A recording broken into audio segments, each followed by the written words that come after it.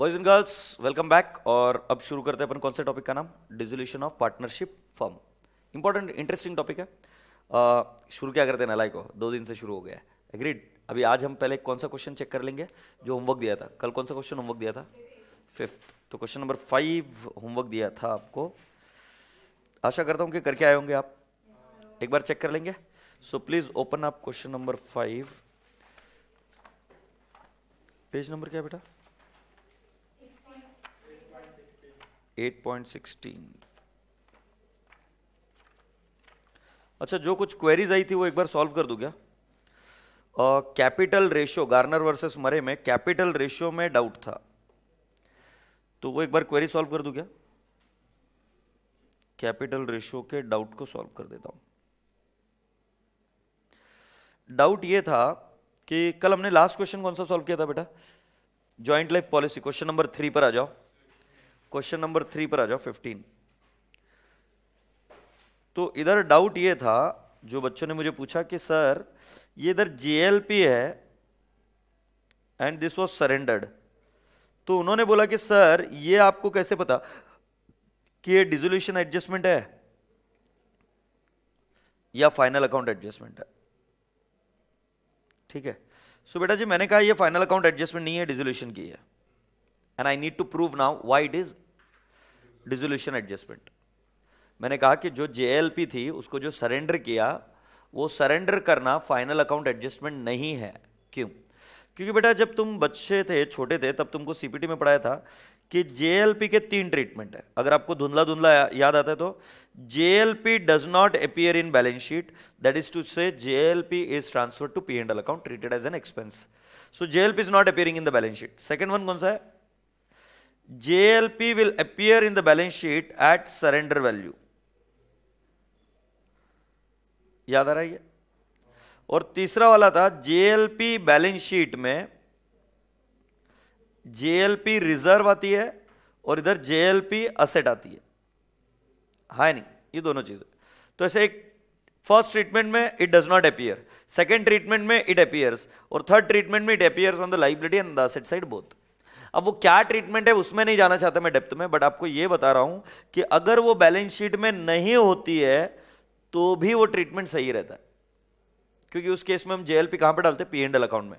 तो अगर वो ये बोल रहे इस एडजस्टमेंट में, क्या बोल रहे? There was a JLP 20,000 not mentioned in the balance sheet, तो ये सही ट्रीटमेंट था।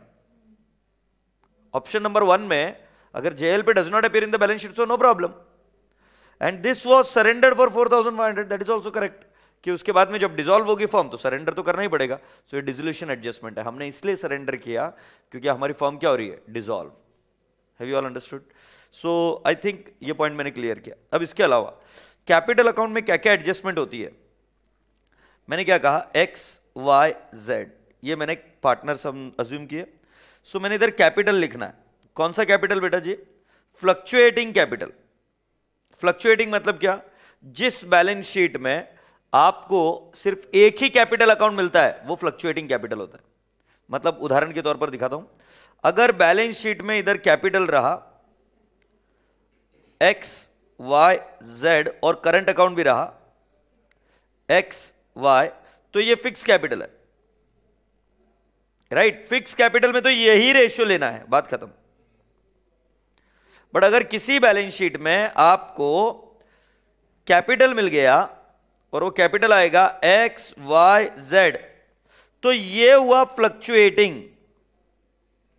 एग्रीड? इस फ्लक्चुएटिंग कैपिटल में कुछ एडजस्टमेंट करनी पड़ती है, और वो कौन सी है? एक्यूमुलेटेड रिजर्व्स इन विच रेशियो? पीएसआर। एग्रीड? फिर इंटरेस्ट ऑन कैपिटल, ये कब देना? Only when did provides. जबरदस्ती नहीं देना interest on capital. Similarly drawings क्या करना? लेस। इंटरेस्ट ऑन ड्रॉइंग्स क्या करना? ऐड। ऐड नहीं, लेस ही। तुमको बोलने का तात्पर्य यह है कि बेटा जी जो आपको आपके 11th-12th के टीचर ने सिखाया कैपिटल अकाउंट में एडजस्टमेंट करने की, वो सारे एडजस्टमेंट कर दो। सिर्फ रियलाइजेशन लॉस को एडजस्ट मत करो, add less. Do not adjust realization profit और लॉस, उसके अलावा बाकी के एडजस्टमेंट कर दो। ये मेरी बात समझ आती है आपको? Okay, so with this can we now go ahead and understand the question which I have given you as an homework. I think अब ये क्लियर हो गया. कैपिटल किसका? रियलाइजेशन अकाउंट में इंटरेस्ट ऑन ड्राइंग्स अगर दिए तो रियलाइजेशन अकाउंट में क्या होगा बेटा? रियलाइजेशन अकाउंट में इंटरेस्ट ऑन ड्राइंग का कोई ट्रीटमेंट जाता ही नहीं है. अगर मैं आपको बताऊं उसकी एंट्री क्या होती है, तो इंटरेस्ट ऑन ड्राइंग की एंट्री होती है interest on drawings to interest on drawings to क्या करना है मैं? नो, पार्टनर्स कैपिटल नहीं होगा.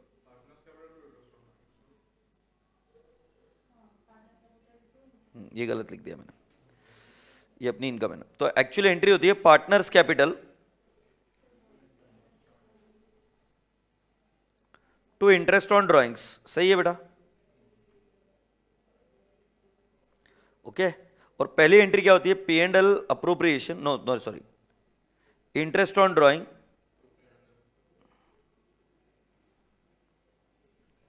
To P and L appropriation. मतलब क्या? फर्म के लिए इंटरेस्ट ऑन ड्राइंग प्रॉफिट है. मतलब कैपिटल कैसे होता है कि बिजनेस पार्टनर को इंटरेस्ट देता है, तो interest on capital is an expense for business, but interest on drawings is an income for business. So that is the reason पहली एंट्री में हम क्या करते हैं कि interest on drawings P and L appropriation को क्या कर देते? क्रेडिट. एग्रीड? अब क्वेश्चन ये आता है कि ये इंटरेस्ट ऑन ड्राइंग अल्टीमेटली कहां क्लोज होगा? सो इंटरेस्ट ऑन ड्राइंग ये डेबिट और क्रेडिट हुआ, तो ये तो नॉक ऑफ हो गया है ना. तो लास्ट में एंट्री क्या बनी? Partners capital to P and L appropriation account. मतलब आपको क्या होगा बेटा जी? पार्टनर्स कैपिटल को डेबिट कर देना और आपके रिजर्व्स बढ़ जाएंगे. तो तुम्हारा क्वेश्चन ये था रियलाइजेशन अकाउंट में क्या इफेक्ट जाएगा? रियलाइजेशन अकाउंट में नहीं जाएगा, उसका इंपैक्ट जाएगा किस पे? P and L appropriation account. जैसे कल एक क्वेश्चन किया था हमने, वो क्वेश्चन कौन सा था देखो, जिसके अंदर आई विल टेल यू वो कौन सा क्वेश्चन था.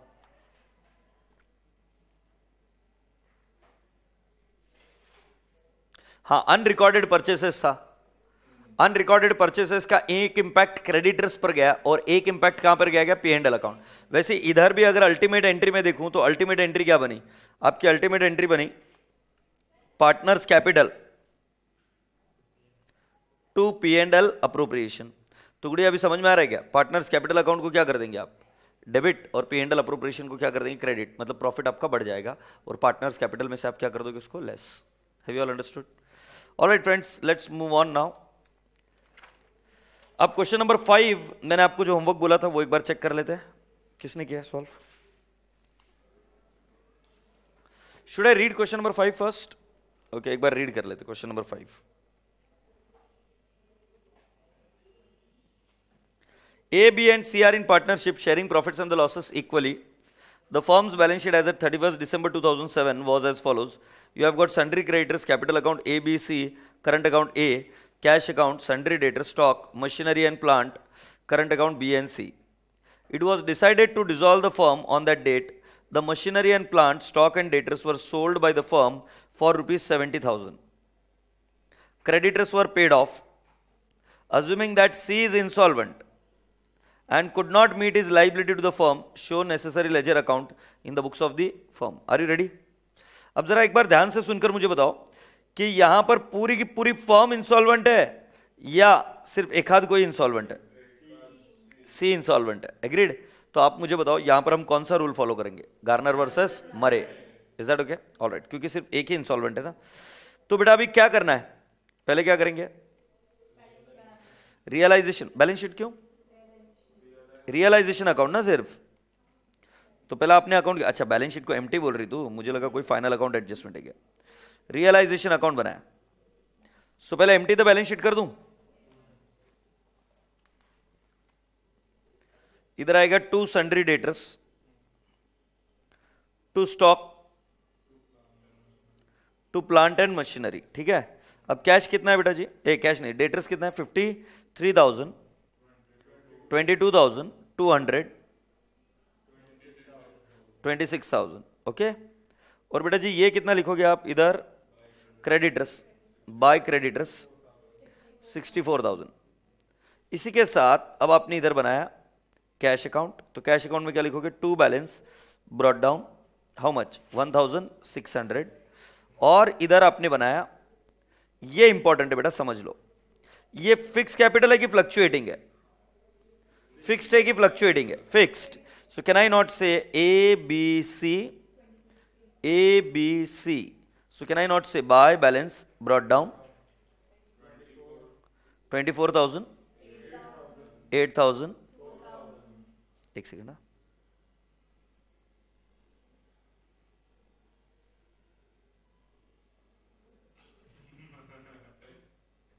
तुम हंसते क्या हो यार, मतलब पता नहीं, मतलब बिल्ला क्यों बंद कर देता भगवान जाने. I did not understand what is his anger on me. ABC ना बेटा, bye balance brought down 24,000, 8,000 and 4,000. साथ ही साथ यहां पर आगे आएगा बाय करंट अकाउंट 10,800, और इधर आएगा टू करंट अकाउंट, ए का आएगा, ए नहीं बी का आएगा 2,000, सी का 6,000. Do you all appreciate? Yes. तो आई थिंक हमने करंट अकाउंट, कैपिटल अकाउंट और ये सब चीजें क्लोज कर दी है ना. अब एक काम करते, क्या क्या उन्होंने रियलाइज किया है. सो इधर लिख दूं क्या, बाय कैश. बाय कैश लिखकर मैं अंडरलाइन करूंगा. क्या क्या रियलाइज हुआ बेटा जी, उन्होंने machinery, plant, stock and debtors, machinery, stock, plant and machinery सब कुछ एक साथ ही दे दिया है नहीं. सो कैन आई नॉट से असेट्स रियलाइज्ड, क्योंकि उन्होंने मुझे ब्रेकअप नहीं दिया तो मैं आपको ब्रेकअप कहां से दूं. 70,000 आ गया क्या. इसका सेकंड इफेक्ट कहां जाएगा, इधर डेबिट साइड में क्या लिखेंगे, टू रियलाइजेशन अकाउंट. कितना लिखूं, 70,000. सही है.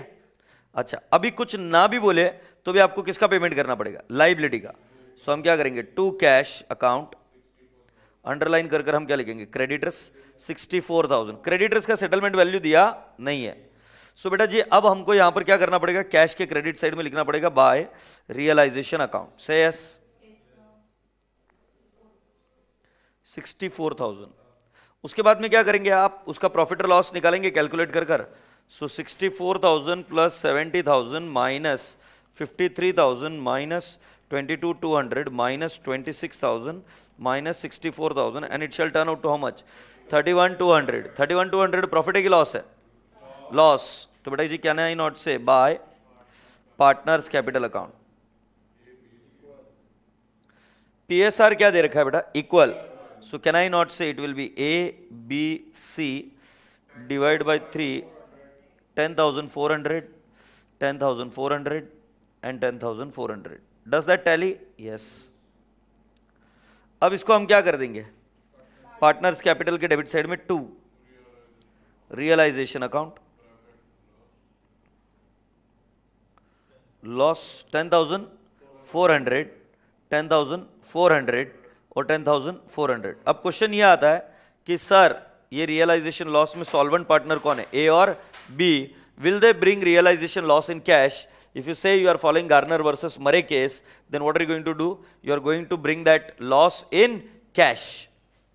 Happy? अब एक काम करते हैं, इसी क्वेश्चन को ढूंढते हम जरा, इसके अंदर मॉड्यूल में है क्या, जरा एक बार ढूंढ लेते क्वेश्चन को. क्या नाम है,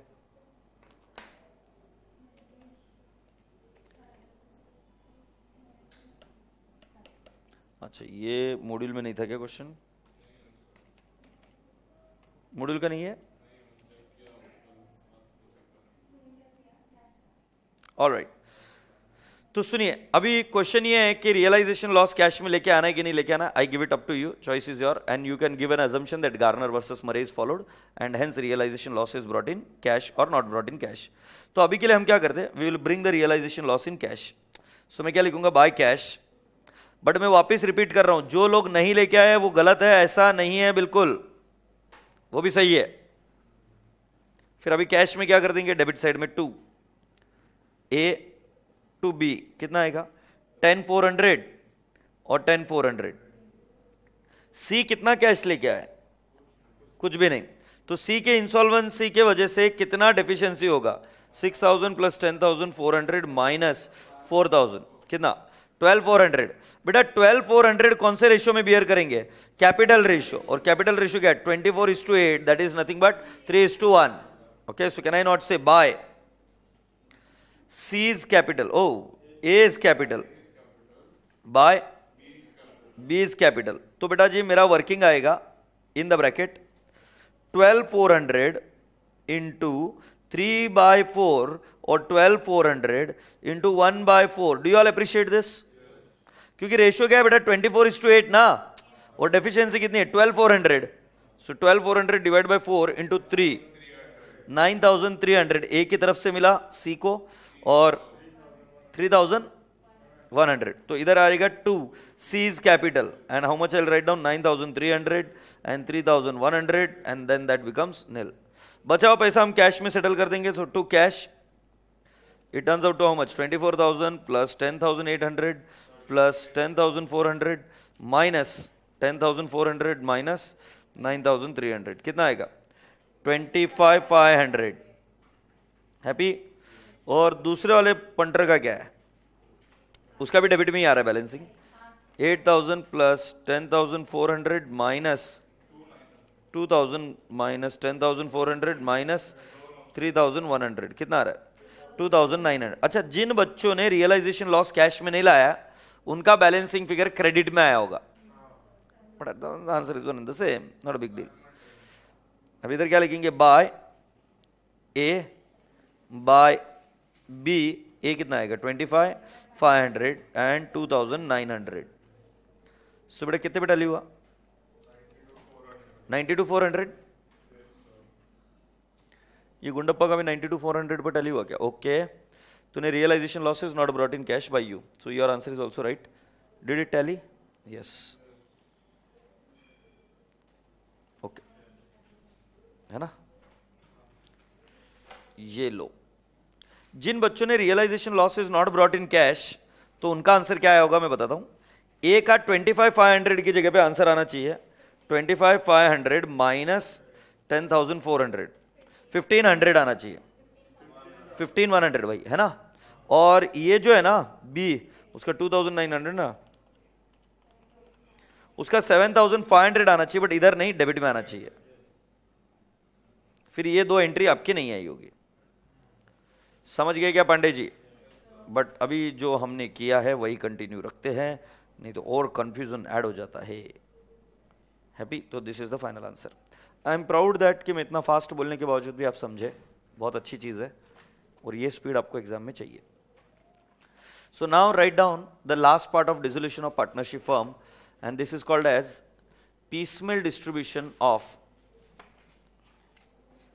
piecemeal distribution of available cash।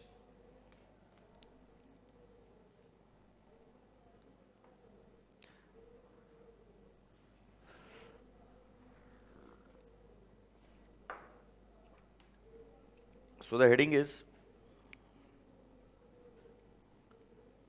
piecemeal distribution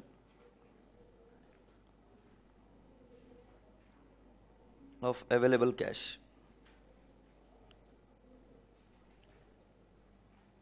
If you are all ready, then let's start। अच्छा, I'll tell you what piecemeal means one by one, slowly। जो अभी तक हम पढ़ते हैं वो थोड़ा सा इतना लॉजिकल नहीं था। क्यों? क्योंकि ऐसा कभी नहीं होता बेटा कि सारे एसेट को हम पहले रियलाइज कर ले और धीरे धीरे, और क्रेडिटर्स का पेमेंट भी एक गो में होता है, ऐसा नहीं होता है। रियल लाइफ में कैसे होता है कि आप असेट रियलाइज करें, you realize one asset and then you what? Pay। So when you realize an asset, you pay it in a protracted manner or slow and steadily। मतलब कैसे? देखो, you realize the asset in Jan, तो Jan में जितनी भी asset realize हुई उसकी total लेंगे और Jan के एंड में पे कर देंगे, पे Jan एंड। क्वेश्चन आता है किसको? ये टाइप के क्वेश्चन आपको सिखाएंगे, how to make the payment. Similarly आपके पास फरवरी में आपने एसेट रियलाइज की, पे फरवरी एंड, किसको? ये टॉपिक आपको सिखाएगा। Is that okay? In November 2018 exam there was a question for 20 marks on this part of the chapter, 20 marks का क्वेश्चन आ गया और वो एकदम माहौल वाला बन गया काम। ठीक है, तो let's start with the story, सुनते हैं। सो बेटा जी, पीसमेल distribution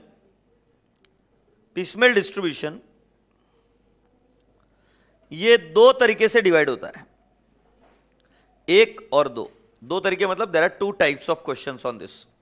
one is called as proportionate capital method, or you can also call it as relative capital method, and the other one question is called as maximum loss method. Now this question was asked for 20 marks in November 2018. 20 marks का question था, proportionate capital method और कौन सा, maximum loss method. Institute के इसमें proportionate capital method पर कुछ critical questions है मॉड्यूल में, तो इसको बिना लॉजिकली समझे अगर आप आगे गए तो फंसोगे ही फंसोगे। तो मैं यहां पर भी कोशिश करूंगा कि आपको लॉजिक समझा दूं पहले। Are you ready? Alright, so now what do you do? Write down sequence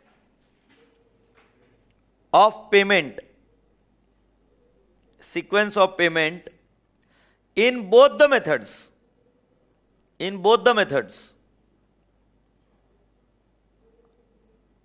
sequence of payment in both the methods.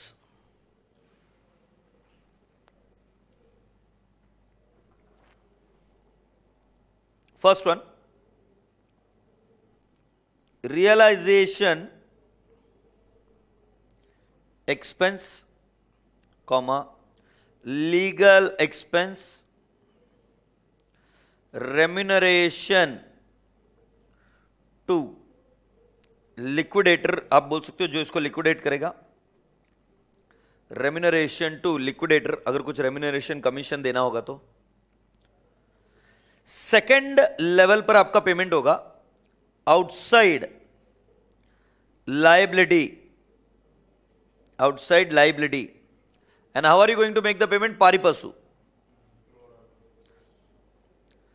pro rata, pari passu.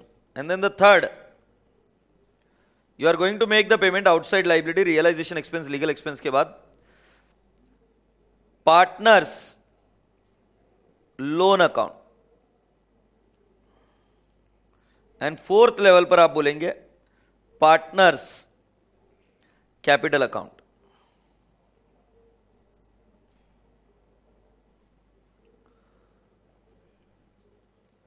Theory में पढ़ेंगे आप तो पार्टनर्स लोन के बाद में और एक चीज आती है कॉन्टिंजेंट लाइबिलिटी, और उसके बाद में पार्टनर्स कैपिटल। बट हालांकि कॉन्टिंजेंट लाइबिलिटी का हम अभी कोई डिस्कशन नहीं करेंगे, क्योंकि there are unless and until contingent liability materialize हो तब तक हम उसके लिए पैसा साइड में नहीं रखेंगे। एक क्वेश्चन है वो मैं कराऊंगा आपसे, तब आपको समझ में आ भी जाएगा। That's what I am saying कि कॉन्टिंजेंट लाइबिलिटी को अभी इग्नोर करते हैं, जब आएगा तब मैं खुद ही बोल दूंगा। बट मैं बता रहा हूं कि जब आप थियरी पढ़ेंगे तो इधर एक और आइटम मिल सकता है आपको, contingent liability, but it is not relevant from exam point of view at this moment, so we are not discussing that, और जब आएगा तब मैं कर ही दूंगा। अब सुनिए, इन तीनों लेवल पर you don't have to worry, both methods are same. मतलब जब मैं आपको सॉल्व करना सिखाऊंगा ना, तो मैंने बोला दो मेथड्स है, एक प्रोपोर्शनेट कैपिटल मेथड और एक कौन सा, maximum loss method. Both the methods are same, so the methods are different only at two level. मतलब पार्टनर्स कैपिटल को पेमेंट कैसे करना, इधर प्रोपोर्शनेट कैपिटल मेथड और इधर मैक्सिमम लॉस मेथड, यहां पर यह मेथड बनता है। इधर का सीक्वेंस सेम है, मतलब कुछ भी हो जाए, तुम भले एक मेथड कर भी नहीं गए, फिर भी समझ लेना कि ये वाला तरीका तो सेम टू सेम है। Have you all understood? Okay, so boys and girls, if you allow me, I'll take you to the next step. Are you ready? So बेटा जी क्या होता है, आपको जब भी कोई क्वेश्चन सॉल्व करना होता है, then you have to do what? You have to first plot all the liabilities. तो लिखते हैं format to solve the question. और मैं पहला कौन सा हेडिंग सिखा रहा हूं, रिलेटिव कैपिटल मेथड या proportionate capital method. Are you ready? Both methods are what, same. कब तक, जब तक आप 3 पेमेंट नहीं कर दो। उसके बाद में प्रोपोर्शनेट कैपिटल मेथड और कौन सा है, मैक्सिमम लॉस मेथड। अब जरा सुनते जाइए ध्यान से। Format to solve the problem, format to solve the problem. Problem को कैसे सॉल्व करेंगे देखिए, आपका फर्स्ट स्टेप होगा कि आप लिखेंगे यहां पर पर्टिकुलर्स, फिर इधर लिखेंगे अमाउंट रियलाइज्ड। अमाउंट रियलाइज के बाद, पूरी क्लास का ध्यान इधर, अमाउंट रियलाइज के बाद you will write down the names of the liabilities. For example creditors, outstanding expenses, partners loan और मे बी पार्टनर्स कैपिटल। इसमें आ जाएगा ए, बी, सी, तो कुल मिलाकर यह फॉर्मेट होगा। तो मतलब आपको ध्यान में रखना है कि लाइबिलिटी साइड में जितनी भी चीजें हैं, जो लाइबिलिटी है, रिजर्व्स एंड सरप्लस का कॉलम नहीं बनाना, जो लाइबिलिटी है उन सभी के क्या कर देना बेटा जी, आपने कॉलम बनाकर रेडी कर देना। एग्रीड? और जब आप रेडी कर दो तो अब इधर यहां क्या करना, यहां पर पहले लिखना कि what is the opening balance. तो opening balance creditor, outstanding expense, partners loan, A B C, ऐसा लिख दोगे आप। फिर क्या करोगे, फर्स्ट रियलाइजेशन, वो देंगे खुद आपको, फर्स्ट रियलाइजेशन ये अमाउंट आएगी। फर्स्ट रियलाइजेशन मतलब कितना पैसा रियलाइज हुआ। अब मुझे बताओ, पहला पेमेंट किसका करना सिखाया मैंने सीक्वेंस में, realisation expense, legal expense, any liquidator remuneration etcetera etcetera. So पहला हम करेंगे लेस एक्सपेंसेस अगर कुछ हुआ तो। अब ये माइनस करेंगे, माइनस करने के बाद में आपका कोई फिगर आएगा और उसके बाद में आप क्या करोगे, less paid to creditors and outstanding expenses. हाँ या नहीं, कि पार्टनर्स लोन का मतलब नंबर बाद में लगता है, तो इधर से दो लोगों का पेमेंट होगा। कैसे पेमेंट होगा, पारी पशु जो रेशो होगा उसमें। ये हो जाने के बाद आपके पास कुछ बैलेंस अगर बच गया तो आप पेमेंट करोगे किसका, पार्टनर्स लोन। सो फिर पार्टनर्स लोन का आप क्या करोगे, इधर से अमाउंट लेस और वो अमाउंट इधर से भी होगी लेस। हाँ नहीं, और बेटा जी इसके बाद में अगर कोई बैलेंस बच गया तो वो बांटना है किसको, पार्टनर्स कैपिटल को। और वो कैसे बांटना, उसके दो मेथड है, कौन सा, प्रोपोर्शनेट कैपिटल मेथड और maximum loss method. Have you all understood? So boys and girls, you are requested to write down this format what I have done, please understand. जितनी भी लाइबिलिटीज है उनके नंबर, नाम लिख दो। फिर उसके बाद में पहला क्या करो, फर्स्ट रियलाइजेशन लो, उसमें से पहले लीगल एक्सपेंसेस है वो लेस करो। फिर उसके बाद में क्या, आउटसाइड लाइबिलिटी का पेमेंट करो, पारी पशु, एक बार उनका पेमेंट हो गया, फिर किसका पेमेंट करोगे, पार्टनर्स लोन का। और अगर एक बार उसका भी पेमेंट हो गया तो फिर क्या करोगे, किसका पेमेंट करोगे, पार्टनर्स कैपिटल। और उसके लिए कौन सा मेथड ये है, प्रोपोर्शनेट कैपिटल मेथड या मैक्सिमम लॉस मेथड। क्वेश्चन ये आएगा प्रोपोर्शनेट कैपिटल मेथड में कैसे कैलकुलेशन होता है, that I will teach you, not a big deal.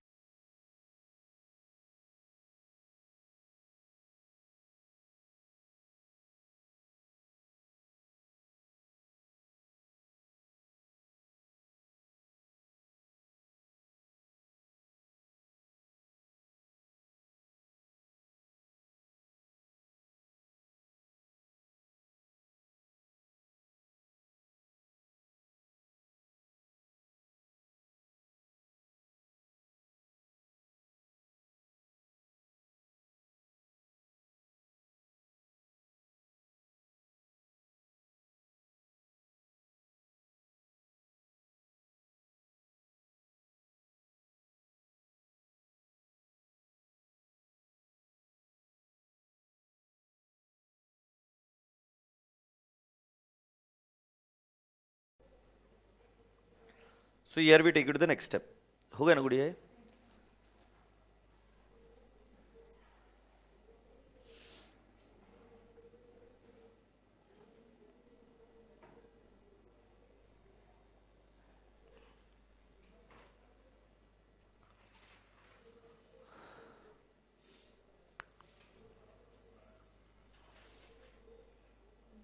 अब पूरी क्लास का ध्यान इधर, एक एग्जाम्पल लिख कर लो। Example, A, B and C are having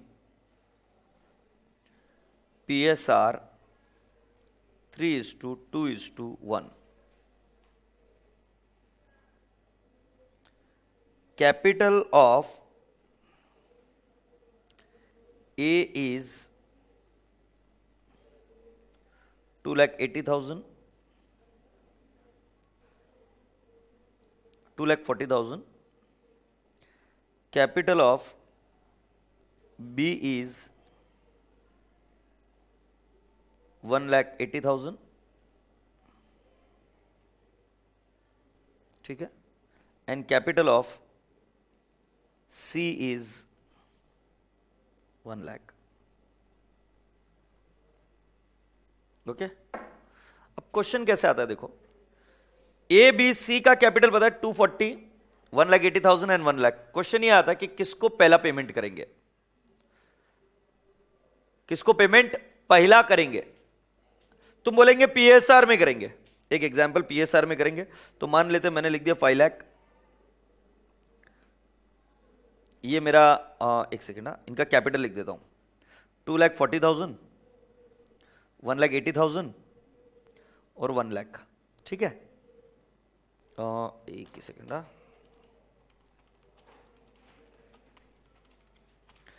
5,20,000 is cash realized. Cash realized, एक एग्जांपल दे रहा हूं. ये आउटस्टैंडिंग कैपिटल है, ये आउटस्टैंडिंग कैपिटल है और मेरा कैश रियलाइज्ड है 5,20,000. अगर मैं इसका पेमेंट करूं इन पीएसआर तो कितना आएगा 3:2:1. तो बेटा जी आप एक बार जरा कैलकुलेट करके बताओ मुझे 3:2:1 में कितना आएगा. डिवाइड बाय 6 इंटू 3, मतलब यह आएगा 2,60,000. है नहीं, और दूसरे का कितना आ जाएगा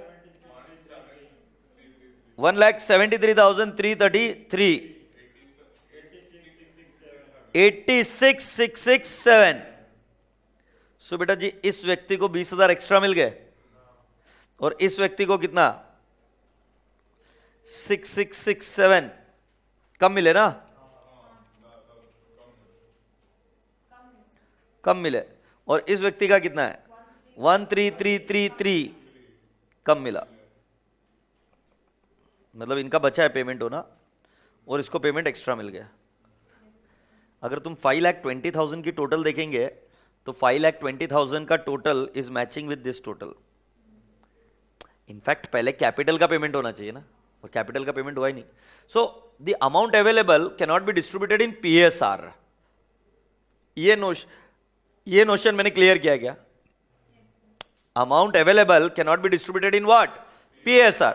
पीएसआर में बांटेंगे तो उल्टा जा रहा है ये तो, इसको ज्यादा मिल गया. इन दोनों को अमाउंट अवेलेबल थी जो कि पहले कैपिटल पेमेंट होना चाहिए, फिर भी इनको पैसा नहीं मिला पूरा. तो इसका मेरे पास एक सॉल्यूशन है और वो है proportionate capital method. So how do I do with proportionate capital method, please check. So can I not write down A B C, ये वर्किंग चल रही है बेटा. सो वर्किंग में हम पहले लिखेंगे partners capital account. Now partners capital account after all adjustment. Now after all adjustment means after adjustment of reserves and surplus, after all the adjustment, reserves and surplus जो भी है, realization loss को छोड़कर. So बेटा कितना capital था जरा देख के बताओ तो. 2,40,000 है क्या, और बी का बेटा 1,80,000, 1 lakh. Do you all appreciate? And then I have to write down PSR. PSR 3:2:1. Do not write complete PSR, write down 3:2:1. Now my dear friend, this is 1, 2, then I write down third. 1 divided by 2, do you think so it will be 80,000? Do you think so it will be 90,000? And do you think so it will be 1 lakh? So which is the lowest? So which is lowest? 80,000. So this is called as proportionate this is called as base capital. इसको क्या बोलेंगे, base capital. समझे क्या? जो सबसे छोटा है उसको क्या बोलेंगे, बेस कैपिटल. फिर भी तुम्हारे लिए मैं लिख देता हूं base capital is 80,000, the lowest one. Now I will write down fifth में base capital into PSR. So base capital 80 into 3, 2,40,000. Now 80,000 into 2, 1,60,000. And 80,000 into 1, 80,000. Agreed? So boys and girls, I'll calculate surplus. So 240 minus 240, nil. 180 minus 160, 20,000, and 1 lakh minus 80,000, 20,000. Do you all appreciate? Now I will repeat the same step again for what? This surplus also.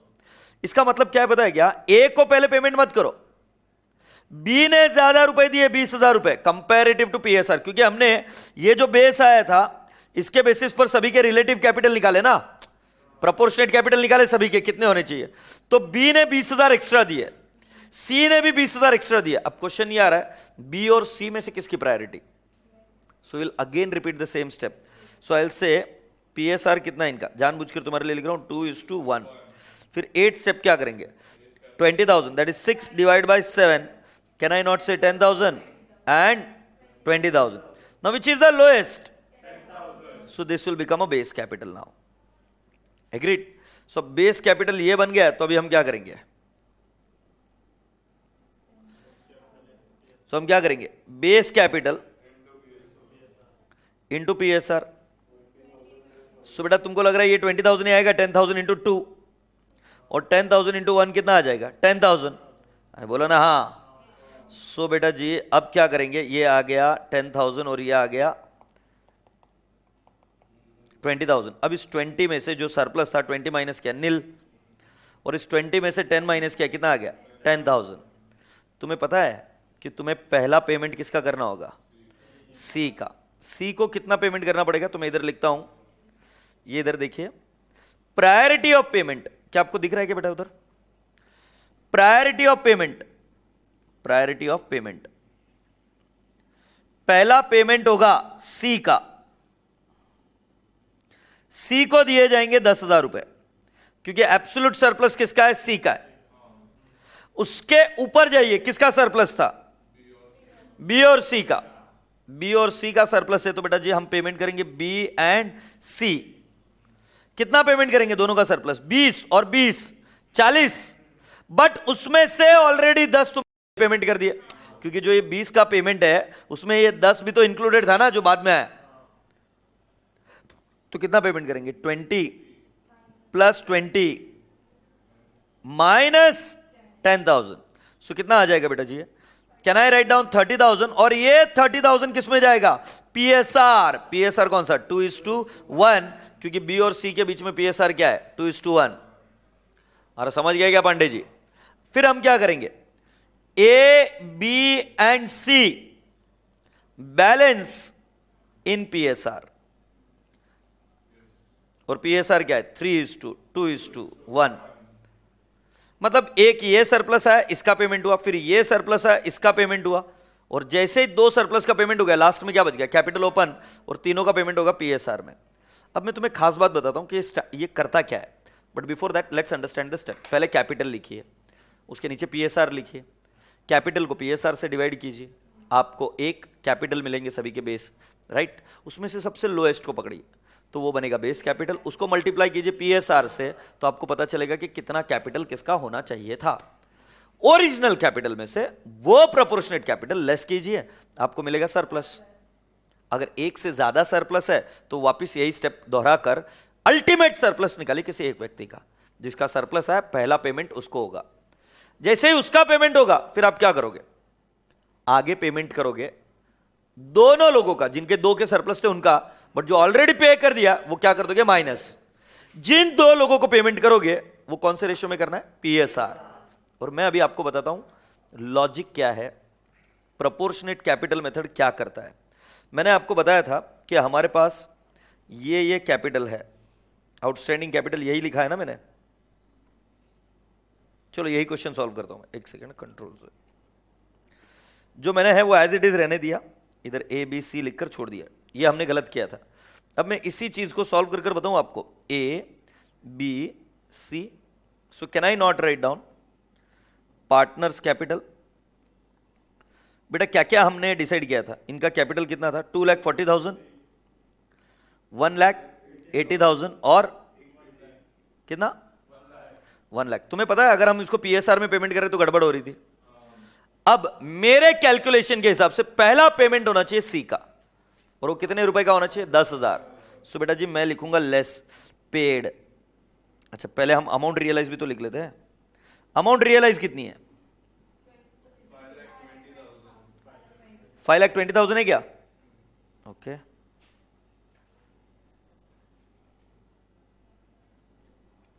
So amount realise 5,20,000, सही है।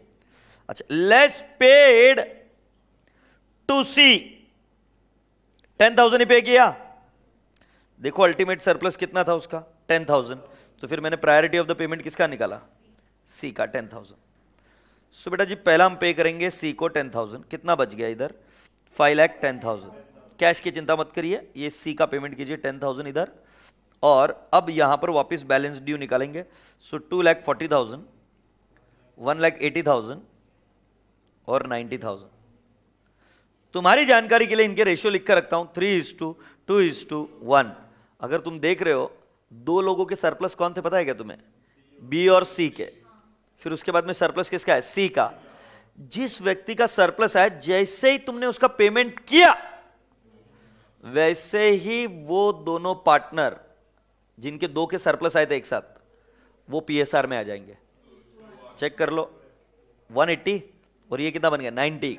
इसलिए मैंने क्या बोला, इसके आगे का surplus हम पीएसआर में पेमेंट कर सकते हैं। देखो सीक्वेंस में ऐसे लिखा ना, बी और सी, 20 + 20, ये दोनों का क्यूमुलेटिव सरप्लस, ये था सरप्लस, लेस 10 ऑलरेडी पेड, 30,000 कौन से रेशियो में, 2:1। मैं इतना कॉन्फिडेंटली क्यों बोला 2:1 में, क्योंकि सिंपल था, क्योंकि सिंपल लॉजिक था, क्योंकि पीएसआर में आ जाता है। ये प्रोपोर्शनेट कैपिटल मेथड करता क्या है, जैसे ही एक व्यक्ति का सरप्लस पेमेंट हुआ वो व्यक्ति दूसरे व्यक्ति के पीएसआर में आना शुरू हो जाता है। सो अभी हम क्या करते हैं, less paid to B and C, कितना बेटा जी, 30,000। याद आ रहा है कि नहीं आ रहा है, और कौन से रेशियो में, 2:1। सो बेटा जी इसको पेमेंट किया 20,000 और इसको पेमेंट किया 10,000, हाँ या ना। सो बेटा जी ये आ जाएगा 4,80,000 ना, 4,80,000, 2,40,000 और बेटा 180 - 20, 1,60,000 और ये कितना आ जाएगा, 80,000। जरा अपने आप से पूछो क्या ये अभी तीनों पीएसआर में आ गए क्या, 3:2:1। इसलिए फिर मैंने लास्ट में क्या लिखा था, बैलेंस इन पीएसआर, मतलब पहले वाले को सरप्लस पेमेंट करो, फिर जो दो सरप्लस थे वो पीएसआर में आ जाएंगे, उनको कितनी अमाउंट पे करना है वो निकाल कर देखो। फिर उसके बाद में और ऊपर के लेवल पर जाओ और क्या करो, तीनों को पेमेंट कर दो, और तीनों को कौन से रेशियो में पेमेंट करोगे, in PSR. So can I not write down paid to A, B and C in which ratio, in PSR? Can I not say 3:2:1? So 480, 2,40,000, 160, 80 और ये हो गया नील। तो क्या मेरे रसगुल्लों को समझ में आई क्या एक बात, कि रसगुल्लो जब पहले हम पीएसआर में बांट रहे थे तो तांडव कर रहे थे हम, किसी पार्टनर को गलत किसी पार्टनर को ज्यादा। तो ये बहुत इंपॉर्टेंट मेथड था जो सिखाया गया, प्रोपोर्शनेट कैपिटल मेथड। अब थोड़ी सी लंबी सांस लो क्योंकि मैं बहुत भारी बात करने वाला हूं। वेरी गुड, ज्यादा जोर से नहीं, जिनको सर्दी हुई है। गुड बेटा, मैं ये एक्सपेक्ट करता हूं कि रिवीजन बैच में बैठे हो, मतलब कुछ बहुत तो थोड़ा बहुत तो पढ़ के आए हो, है ना। हाँ, तो बेटा पार्टनर्स विड्रॉ करते तब असेट भी तो विड्रॉ करते हैं, और असेट इनडिविजिबल होती है। मतलब मान लो सी उठाकर ले गया कार, तुम बोल रहे हो सी सुन मेरी बात, तुझे सिर्फ 10,000 रुपए लेके जाने इधर, है नहीं, इसमें तुझे सिर्फ 10,000 रुपए लेके जाना। बट सी बोलता नहीं मैं तो कार लेके जाऊंगा, और कार 15,000 की है। हाय रब्बा, जैसे ही सी कोई अपनी जो रकम जितनी विड्रॉ करनी उससे ज्यादा विड्रॉ कर लेगा, तुम्हारे प्रोपोर्शनेट कैपिटल मेथड की बैंड बच जाएगी। पर तुम ऐसा नहीं बोल सकते कि नहीं तू विड्रॉ नहीं कर सकता। अबे अकाउंटेंट हो, अकाउंटेंट रहो। तुमको बोल रहे, पूछ नहीं रहे, बता रहे, पूछ नहीं रहे, किसी कार लेकर गया, अब तू बता क्या करने का। अब बात समझ आ रही है। तो उस केस में तुम्हें क्या करना पड़ेगा, दिमाग लगाना पड़ेगा, प्रोपोर्शनेट कैपिटल को अच्छे से समझना पड़ेगा। प्रोपोर्शनेट कैपिटल करता क्या है, कैपिटल को प्रोपोर्शनेटली कन्वर्ट कर देता है। जब कोई ट्रांजैक्शन ऐसी हो कि जिससे वो प्रोपोर्शनेट में ना रहे, तो तुमको वापस से रिवाइज तरीके से कैलकुलेट करना पड़ता है। मतलब पहले तुम कैलकुलेट कर दोगे अगर सब कुछ सही होता तो, बट सी ज्यादा उठाकर ले गया, कोई दिक्कत नहीं, उसको बोलने का लेके जा। तुम्हारे पास कुछ, अभी जैसे यहां से 10,000 की जगह पे वो 15,000 ले गया, तो तुमको यहां पे 75 तो मिलेगा ना, इसका 1,60,000 तो मिलेगा ना। मेरे कर्सर के पास ध्यान दो, इसका 80 की जगह 75 मिलता, इसका कितना मिलता है 160 और इसका 240, वट एवर XYZ। अब तुम क्या करोगे, ये PSR में नहीं आ रहा है, जो मैंने ट्रिक बताई वो नहीं हो रहा है, ज्यादा विड्रॉ कर लिया तो वापस से पूरा कैलकुलेशन करेंगे and you will go ahead. कम लेकर गया तो आंदा नहीं है, क्यों? क्योंकि बची हुई कैश दे देंगे। उसको 10,000 देना था, 8,000 की कार लेकर गया तो 8,000 की कार ले जा, 2,000 कैश ले जा, उसमें कोई दिक्कत नहीं है। बट साला 10,000 ले जाना था, 15,000 ले गया, तो वो किसके बैंड बजा देता है? PSR के बैंड बजा। तो उस केस में उसको ले जाने देने का, उसको बोलना ले जा ले जा, फिर वापस से क्या कैलकुलेट करना? Proportionate capital. Have you all understood? क्या मैं दिमाग में घुसेड़ने में कामयाब रहा? Yes. Alright, so do you want to write down anything of this sort? हाँ, मतलब ये पहले प्रॉब्लम क्या थी मैंने वो समझाया। प्रॉब्लम मैंने पहले PSR में बांटा, this was the problem area, if you have understood, मतलब दिस वाज प्रॉब्लम। फिर प्रॉब्लम के बाद मैंने आपको क्या कराया, वर्किंग करा कर दिया कि प्रोपोर्शनेट कैपिटल निकालते कैसे। प्रोपोर्शनेट कैपिटल निकालने के बाद में मैंने प्रायोरिटी ऑफ द पेमेंट इधर निकाला, और प्रायोरिटी ऑफ द पेमेंट के बाद में वो पेमेंट कैसा होगा एक्चुअली ये बताया। तो आपको स्टेप नंबर 1 में एग्जाम्पल लिखा कर दिया, स्टेप नंबर 2 में अगर तुम ये मानते हो कि वो PSR में जाना चाहिए, सो प्रॉब्लम एरिया बताया, फिर इस प्रॉब्लम को सॉल्व करने का वर्किंग बताया। ठीक है, कुछ लिखना है नहीं लिखना है? फोटो निकालना है बच्चे, ऐसे नलायक है बस पूछो मत, ले लो फोटो। हाँ नहीं नहीं, फोटो निकाल लो, खत्म करो किस्सा। और ये लॉजिकल भी है, रिवीजन बैच में थोड़ा समय बच जाएगा। समझ में आ गया ना, समझाने के लिए किया था।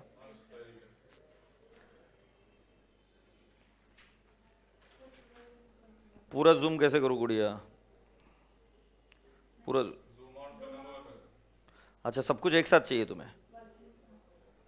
नहीं नहीं, एक सेकंड, फिर ये ऐसी वर्किंग मतलब सिर्फ इसकी फोटो ले ले अभी सिर्फ, फिर मैं जूम आउट करता हूँ। ये ले लिया क्या? ये प्रॉब्लम एरिया था, दिस वाज प्रॉब्लम।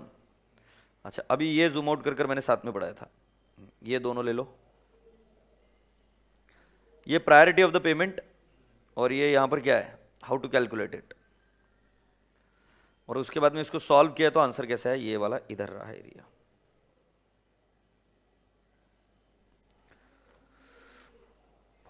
चले भी आगे। You are all requested to come down to the question number what 8th। Please come down to the question number 8th।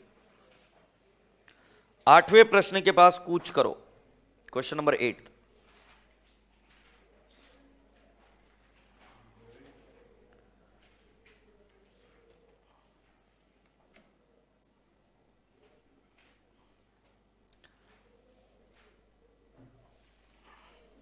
Shall we read it?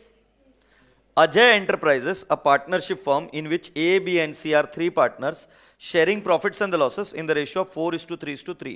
So that is their PSR. The balance share of the firm as on 31st December is as below. A's capital, B's capital और C's capital, और क्या है, B's loan account, sundry creditors भी है, factory building है, plant and machinery है, debtors है, stock है, और कैश एट बैंक है। On the balance sheet date, all the 3 partners have decided to dissolve their partnership. Since the realization of asset was protracted, they decided to distribute the amount as and when feasible, and for this purpose they amount C, who was to get at his remuneration 1% of the value of the asset realized other than cash at bank. अब पहले मैं protracted का meaning बताता हूँ, slow and steadily, धीरे धीरे।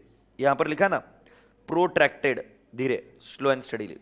Okay, तो अब आपको यह पता चला कि उन्होंने बोला कि हम फर्म को डिसॉल्व करेंगे, और डिसॉल्व करते वक्त उन्होंने बोला कि जो असेट्स और रियलाइज होंगी वो धीरे धीरे होंगी। तो उन्होंने ये डिसाइड किया कि वो सारा पैसा पेमेंट करेंगे, कब, एज एंड व्हेन रियलाइज, मतलब पहला इंस्टॉलमेंट आया पेमेंट करो, दूसरा आया पेमेंट करो। और इन सभी केस में आपको ध्यान रखना है कि जो सी है उसको 1% रेम्यूनरेशन हमेशा मिलता रहेगा of what, asset realized. And का मतलब मैथ्स में सिखाया plus 10% of the amount distributed to the partners। लिख लीजिए, very important adjustment, 10% of the amount distributed to the partners। Asset were realized piecemeal as under। तुम्हें फर्स्ट इंस्टॉलमेंट दिया, second instalment दिया, third instalment दिया, last instalment दिया, और dissolution expenses were provided for estimated amount of 3,000। Dissolution expenses were provided, underline the word provided. Provided का मतलब इसको side में निकाल के रखने का, ठीक है, प्रोविजन करना, मतलब ये अज्यूम करने का कि डिसोल्यूशन एक्सपेंस इतना ही हुआ है। आगे क्या लिखा बेटा, creditors were settled finally for, creditors कितने में सेटल्ड हुए? 15,900. Prepare a statement showing distribution of cash amongst the partners by higher relative capital method. अब ये बोल दिया है ना हायर रिलेटिव कैपिटल मेथड. मैंने आपको क्या समझाया? प्रॉब्लम शुरुआत में सेम रहती है whether it is relative capital method और मैक्सिमम लॉस मेथड. प्रॉब्लम कहां पे आती है? सिर्फ एब्सोल्युटली राइट, पार्टनर्स कैपिटल. तो क्या हम उसकी वर्किंग पहले ही करके रख लें? यस. पार्टनर्स कैपिटल अकाउंट को देखो, कोई करंट अकाउंट है क्या? नहीं. It is what? A, B and C is capital. B's loan को ऐड नहीं करना बी के कैपिटल में. एग्रीड? सो बेटा जी हम पहले लिखते हैं कॉम्पिटिशन ऑफ प्रोपोर्शनेट कैपिटल. लिखो हेडिंग, क्या लिखोगे? Competition of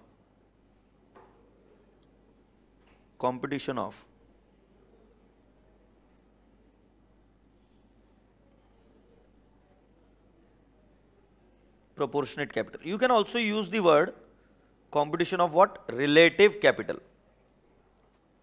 So I'll write down A, B, C, and I'll also write down capital balance. बेटा कोई रिजर्व है क्या? देखो, कोई रिजर्व है क्या? देखो, अगर रिजर्व होता तो ओल्ड पीएसआर में पहले उसको ऐड कर देते. अगर रिजर्व होता तो ओल्ड पीएसआर में उसको ऐड कर देते. Now will ask me why? Because reserve belongs to whom? Partners capital. Yes और नो? कौन से रेशियो में? Old PSR. चलो ए कौन सा है बेटा जी? 15,000, 7,500 और ऊपर कितना है बेटा जी? 15,000. ये स्टेप नंबर 1. स्टेप नंबर 2, बेटा जरा जल्दी करो यार, तुम लाइन साइंस ड्रॉ करने में बहुत टाइम डाल रहे हो. जल्दी करो, जल्दी करो. फिर क्या करोगे? पीएसआर लिखोगे क्या?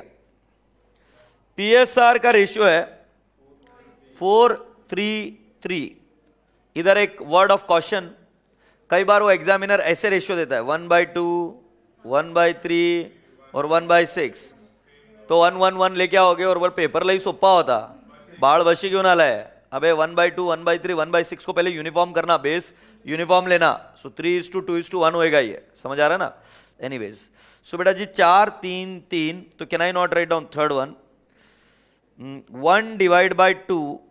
एग्रीड? तो कितना आएगा? 15,000 डिवाइड बाई 4 इज 3,750 और ये आएगा 2,500 और ये आएगा 5,000. सो बेटा जी कौन सा बेस कैपिटल बनेगा? सो मैं इसको हाईलाइट कर दूं तो चलेगा क्या? आप हाईलाइट मत करना एग्जाम में, आप एग्जाम में क्या कर सकते हो? उसको बॉक्स में डाल सकते हो, base capital. So fourth one, base capital into PSR. इसको क्या बोलेंगे बेटा? Relative capital. अब रिलेटिव कैपिटल क्यों बोलते हैं? It is relative to base capital. हाँ या नहीं? So 2,500 into 4, I believe it will turn out to how much? 10,000. और 2,500 इंटू 3, 7,500 और 2,500 इंटू 3 इज 7,500. जाहिर सी बात है ए का सरप्लस आया. बिल्कुल सही बेटा, ए का सरप्लस आया 5,000, बी का आया नील और इसका कितना है? 7,500. अब किसको सॉल्व करोगे? ए और सी. तो ए और सी का आया सरप्लस. हाँ या ना? बेटा जी मैं वापस वो स्टेप रिपीट नहीं कर रहा हूं, तो मैं 6 पर लिख रहा हूं 5 डिवाइड बाय 2. 5 क्या है? सरप्लस है क्या? और 2 क्या है? पीएसआर है. काम बच जाएगा ना भाई? So 5,000 divided by 4 is 1,250 and 7,500 divided by 3 is 2,500. Which is lowest? 1,250. So will this become a base capital now? Yes. So can I not say at the 7th step base capital into PSR? So 1,250 into 4, 5,000. ठीक है, ये क्या? और 1,250 into what? 3, 3,750. अरे समझ में आ रहा है क्या भाई क्या कर रहा हूं? ये बेस आया, उसको मल्टीप्लाई किया उनके रिस्पेक्टिव पीएसआर से. सो कितना आ जाएगा सरप्लस? सरप्लस आएगा नील नील और इधर कितना आएगा? 3,750. सो अगर मैं आपको समझा सकूं तो प्लीज जरा इस ग्रीन कलर के पेन के पास ध्यान देना. ये सरप्लस है, ये सरप्लस है और ये सरप्लस है. पहला नंबर आएगा सी का, दूसरा नंबर आएगा ए और सी का। बट बेटा जी उस 7,500 में से 3750 ऑलरेडी पे कर दिया हो गया, सो हम कौन से रेशियो में बांटेंगे? 4:3। मतलब कैसे? 5,000 प्लस 7,500 माइनस 3,750, मतलब टोटल पेमेंट होगा 8,750, और बाद में जो भी बचा हुआ बैलेंस वो किसमें कर देंगे? PSR। So can I explain priority of payment? Working note number 2। So write down working note number 2। शाबाश बेटा। प्रायोरिटी ऑफ पेमेंट,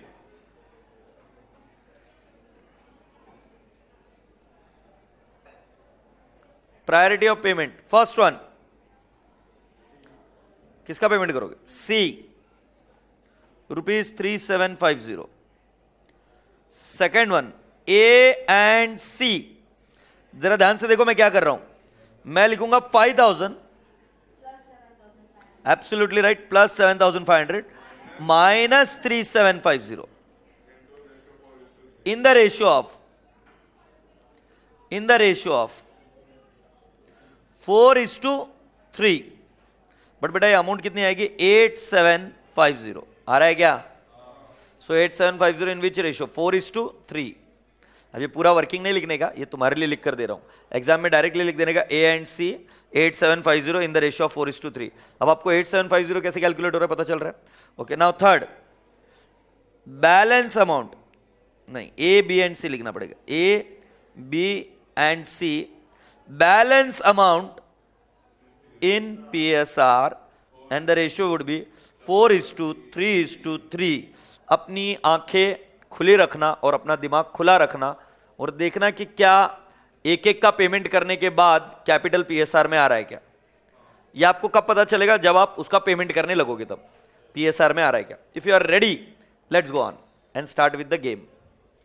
फॉर्मेट याद है क्या?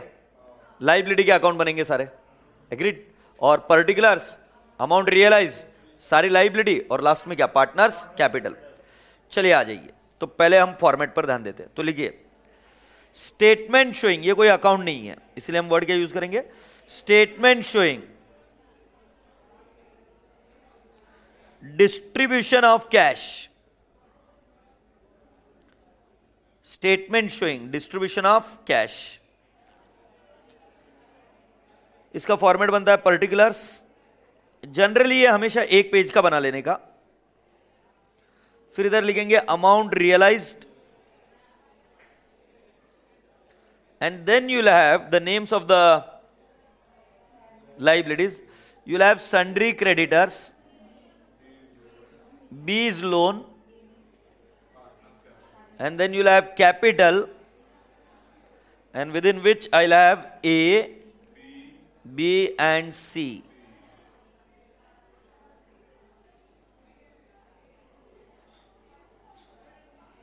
I'm just requesting everyone, please write it down, pen it down.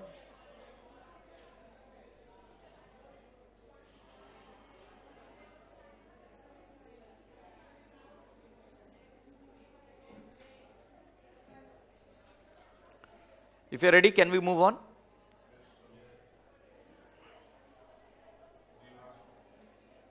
Now, can we write down opening balance? Sundry creditors का opening balance है 16,500, बीज loan का balance है 4,500, एज कैपिटल है 15,000, बीज कैपिटल है 7,500 एंड सीज कैपिटल है 15,000। Please right it down. Step number 1, step number 1 क्या करना है? क्या हम लिखेंगे क्या?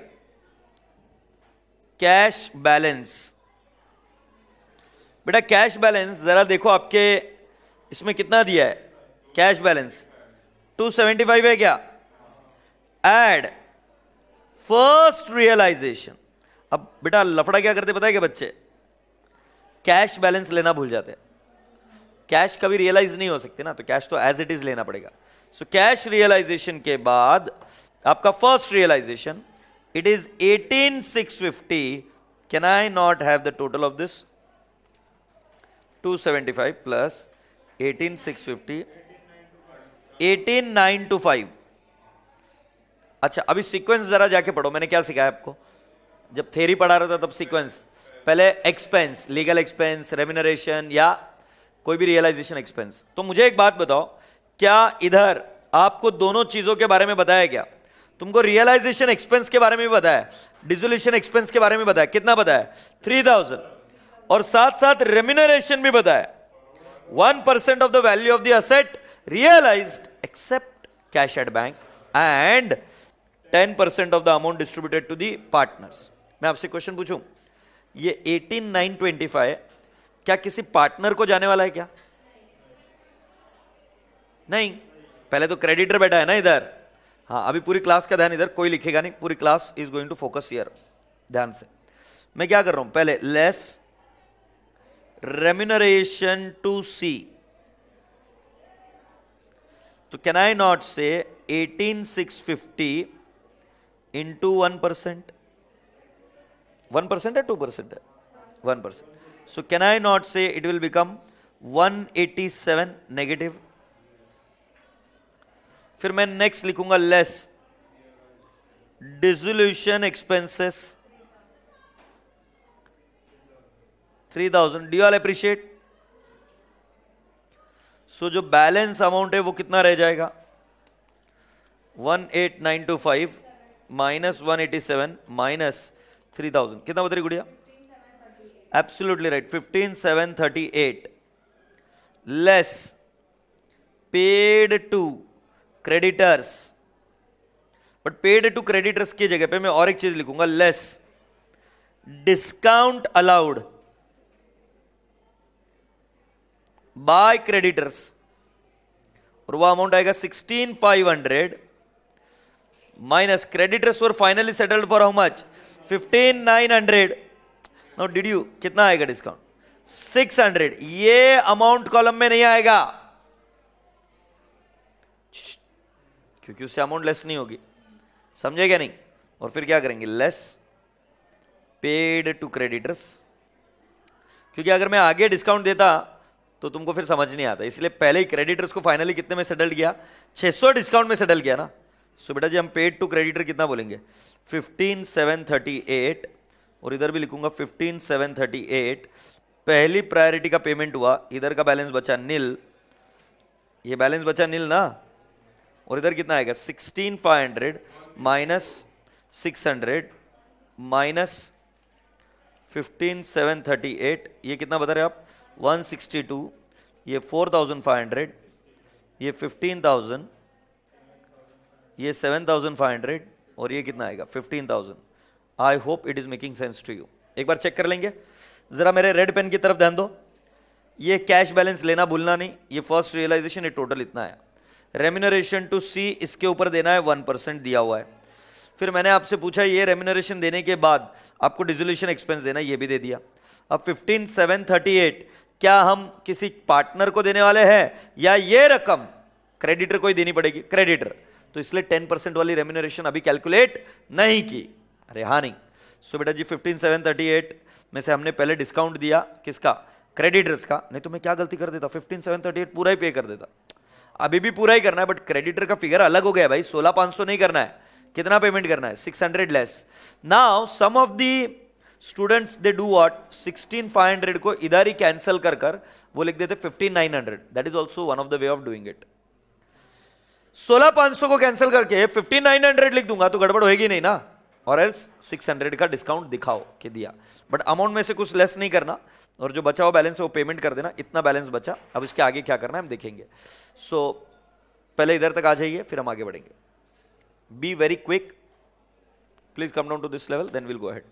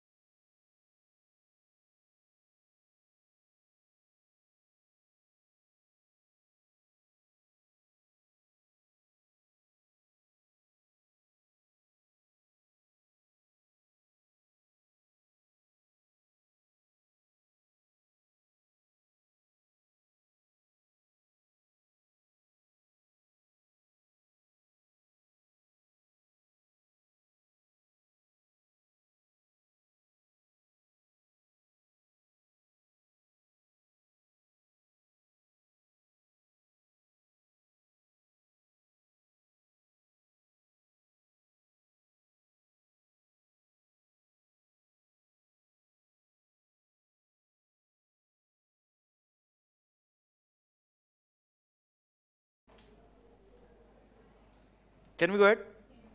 Here we go.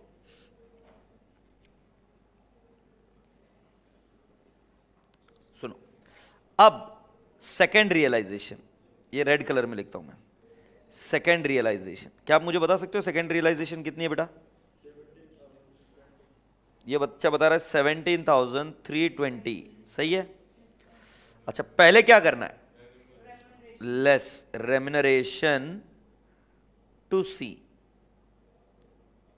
17,320 इंटू 1%, सो ये कितना आएगा? 173 नेगेटिव. और ये बैलेंस आ जाएगा बेटा, तुम मेरे साथ ही लिखना है बेटा. अभी 17,147. Do you all appreciate? अब इसमें से लेस पेड टू क्रेडिटर्स, कितना पेमेंट हो जाएगा? 162. और इधर मैं पेमेंट कर दूंगा 162. Do you all appreciate? इसके बाद बैलेंस कितना आ जाएगा? 17,147 minus 162, it is 16,985 and it will become nil. और ये 4,500, 15,000 और 7,500 और कितना? 15,000. फिर हम क्या करेंगे? लेस पेड टू बीज लोन. बीज लोन है ना बेटा? मुझे ऊपर का दिख नहीं रहा है. बीज ही लोन है ना? हाँ, बीज लोन. तो कितना बेटा जी? 4,500 नेगेटिव. और ये इधर भी 4,500 नेगेटिव. हाय रब्बा, अब ये पेमेंट हो गया. कितना हो गया? 12,485 नील नील 15,000, 7,500 और 15,000. ठीक है. देखो ना, वो बेचारे बच्चे इतनी तैयारी करके आते हैं, एक छोटी सी गड़बड़ हुई नहीं, तुम्हारी बैंड बजी नहीं. रेडी हो? इधर 12,485 को डायरेक्टली डिस्ट्रीब्यूट नहीं करना. अब ये देखो, ये 12,485 किसको देना है? कौन बचा है अभी? पार्टनर. तो रेम्यूनरेशन किसको देना है? किसको? ये रेम्यूनरेशन देना पड़ेगा ना सी को. क्या रेट से? 10%. पूरी क्लास का ध्यान इधर. अभी कोई नहीं लिखेगा, कोई नहीं लिखेगा. अगर तुमने ऐसा किया 12,485 इंटू 10%, तो भी आंसर गलत है. क्यों? मैं कारण बताता हूं. ये देखो बेटा, तुम क्या बोल रहे हो? 12,485 का 10% मतलब क्या मैं बोल सकता हूं? 1,249. सो अभी मैं माइनस 1,249 माइनस करूंगा तो कितना आ जाएगा? 11,236. अरे सॉरी यार, 11,236 आएगा क्या? बट बेटा इसका 10% तो है ही नहीं ना, और ये अमाउंट डिस्ट्रीब्यूटेड होगी. उन्होंने ऐसा नहीं बोला कि अमाउंट अवेलेबल का 10%, उन्होंने वर्ड बोला amount distributed. Amount distributed is this sir, not this. This is inclusive of two thing, one which is distributed and one which is commission. इसमें दो अमाउंट है ना. तो जब भी ऐसा बोले ना कि 10% of amount distributed to partner, तब आपको कमीशन डायरेक्टली नहीं निकालना पड़ेगा 12,485 का. इसके कमीशन के चर्चे है भाई गांव गांव में. लेस कमीशन टू सी, तो ये आएगा 12,485 इंटू 10/110. और वो कितना आएगा? 1135. ये माइनस हुआ. फिर बचा कितना बैलेंस? 11,350. यहां तक समझ में आया क्या? तो यहां पर कीवर्ड ये है, नहीं तो बेचारा नन्ना मुन्ना बच्चा मेरा 12,485 का 10% करके बोलेगा पेपर लाई सोपा होता. बाढ़ परात में बैठ गया है. समझ में आ गया? अब क्या करना है? लेस. किसकी प्रायोरिटी डिसाइड की थी हमने? प्रायोरिटी किसकी डिसाइड की थी? सबसे पहले सी का है क्या? 3,750. सो हम क्या करेंगे? Less paid to C 3,750.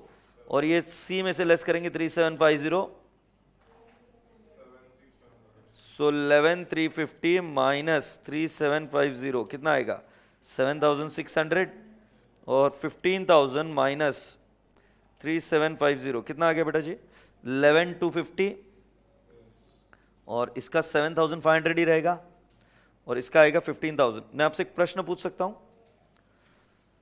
Second level पर कौन कौन व्यक्ति का सरप्लस है? ए और सी है क्या? बेटा ए का पीएसआर क्या था? 4। और बेटा सी का पीएसआर क्या है? अब ये 15,000 और 11,250 should come in the ratio of 4:3। एक काम करो, 4 डिवाइड बाई 3 करो, 1.33 आ रहा है क्या? वैसे देखो 15,000 डिवाइड बाय 11,250 करो, 1.33। मतलब मैं जो बता रहा हूं वो सही बता रहा हूं। ये प्रोपोर्शनेट कैपिटल मेथड करता क्या है? एक व्यक्ति का सरप्लस पेमेंट हुआ कि जिस व्यक्ति का पेमेंट हुआ और जो 2 लोग सरप्लस में थे वो पीएसआर में आ जाते। चेक कर लीजिए वो पीएसआर में आ गए कि नहीं आ गए। ए और सी पीएसआर में आ गए। ए का पीएसआर है 4 और सी का पीएसआर है 3, 4:3 के रेशियो में आ गए। और इसको प्रूव करने का मैंने सिंपल लॉजिक बताया, 4 और 3 में जो रेशियो है वही रेशियो 15,000 और 11,250 में।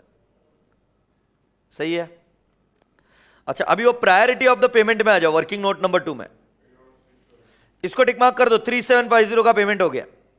अबे हो नहीं, अब किसका पेमेंट करना है?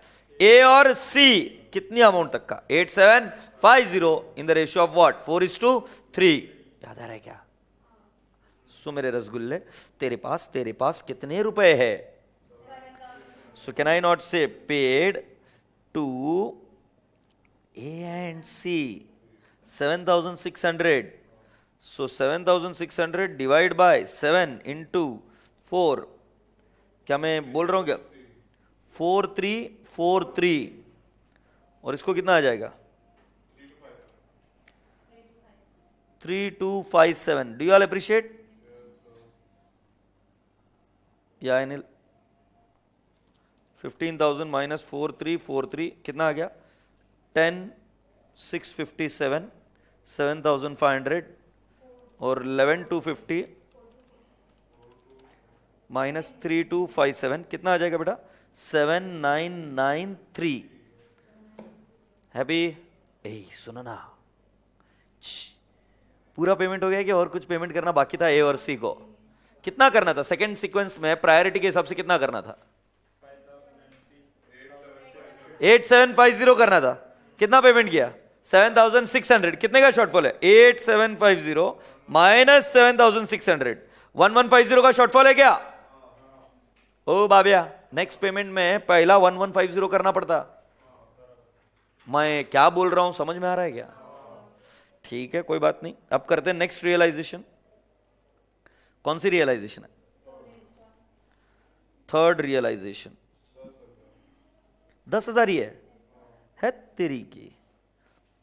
पूरी क्लास का ध्यान इधर, घाई नहीं, गड़बड़ नहीं, न काला बाबा उठा के लेके जाएगा। पहले क्या लेस करने का? रेम्यूनरेशन। कितना? 1%। नलायक, हाँ नहीं करने का, आएंगे सर वहां पे एग्जाम में। हाँ हाँ, पहले 1% ना बेटा। सो 1%, 1% ऑफ असेट रियलाइज्ड। तो पहले असेट रियलाइज्ड के ऊपर आपको रेम्यूनरेशन देना पड़ेगा, और वो कितना है? 100। ये कितना आएगा? 9,900। फिर 10% ऑफ अमाउंट डिस्ट्रीब्यूटेड। तो ये कैसे निकालना सिखाया मैंने? 9,900 इंटू 10/110। 900 क्या? ये माइनस हुआ, कितना आया? 9,000। भाई ये जो मैं कर रहा हूं समझ आ रहा है ना? अब किसको पेमेंट करेंगे? ए और सी। बट कितना? 1150। घर में तांडव तो नहीं मचाओगे ना? कैसे आ रहा पता चल रहा है ना?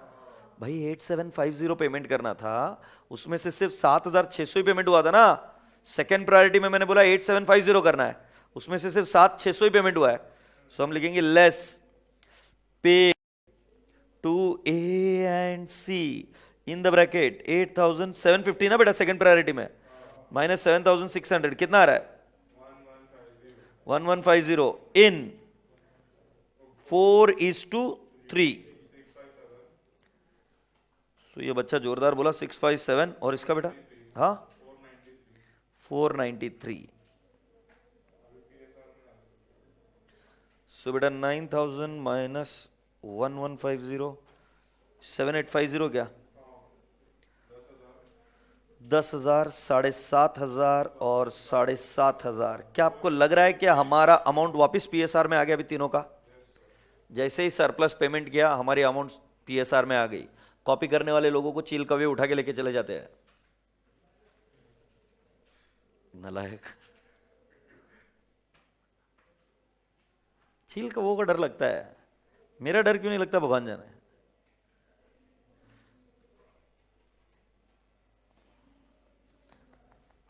चलो आगे क्या है, अभी नेक्स्ट रियलाइजेशन बताया क्या आपको? किसमें से बचा है मैडम, कहां बचा? ओ बचा बचा बचा, मैम सॉरी मेरे से गलती हो गई। Less paid A B and C in the ratio of 4:3:3। So 7850 divide by 10 ना बेटा, इंटू 4। सो 3140 2355 और 2355 ये पेमेंट हुआ। एक्चुअली क्वेश्चन टफ नहीं है, बट एग्जाम में दम तोड़ देता है बच्चा जब तक ये सॉल्व करता है कि बोले मैं कुछ गलत कर रहा हूँ कि सही कर रहा हूँ। अपने आप पर से भरोसा उठने लगता है, क्योंकि प्रॉब्लम सिंपल दिख रही थी हाथ में उठाते वक्त, तो फिर बाद में ये तांडव कर दी। 5145 ओके, ये पॉजिटिव है, ठीक है ना। अब लास्ट रियलाइजेशन कितनी है बेटा आपके? 7,000 is the last realisation. Please check कर। So fourth realisation,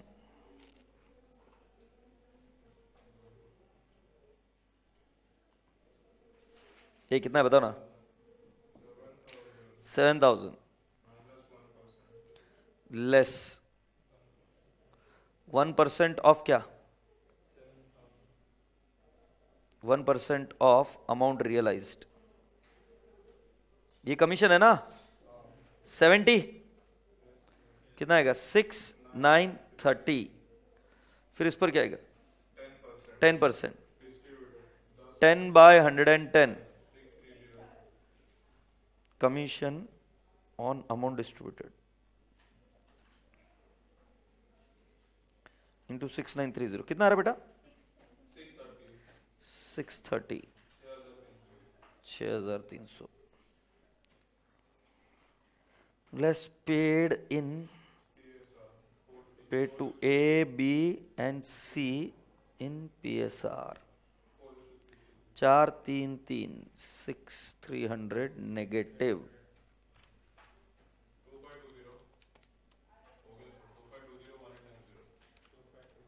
very good. 2520 1890 1890।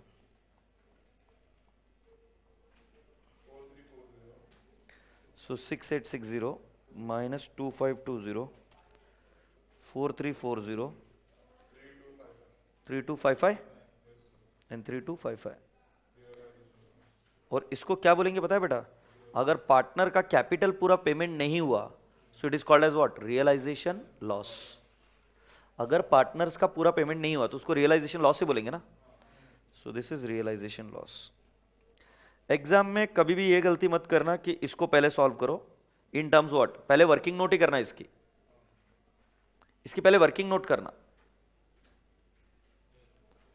क्योंकि अपने को पता ही नहीं चलता कि कितनी जगह लगेगी। अपने को लगता है कि प्रॉब्लम छोटी है, जैसे इस प्रॉब्लम को देखकर लगता है प्रॉब्लम छोटी है, बट वो कमीशन वगैरह इन सभी में काफी लंबी स्पेस ले, तो आधा फ्रस्ट्रेशन वहां पर भी आ जाता है। Have you all understood?